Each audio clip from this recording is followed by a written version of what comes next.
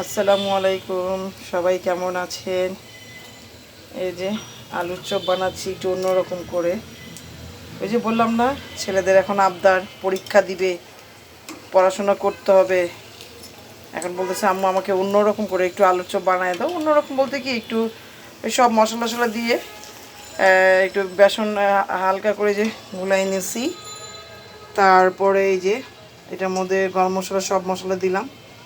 এটার মধ্যে একটু যে খাবার সোডা দিয়েছি, আর এই যে এখানে ব্রেড ক্রাম নিয়ে নিচ্ছি, ব্রেড ক্রাম দিয়ে ভেজে দিচ্ছি।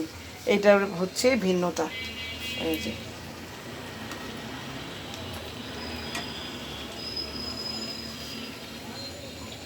কী করবো, বাচ্চারা খেতে চাইলে তো মানা করা যায় না।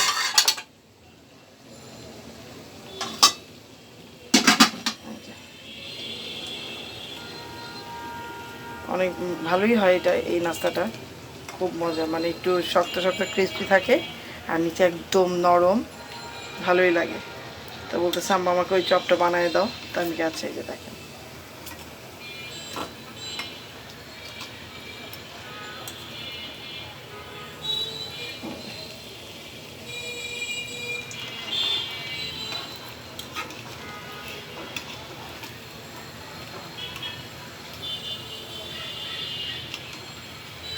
আসলে বাচ্চারা যে কী খেতে চায় প্রতিদিন।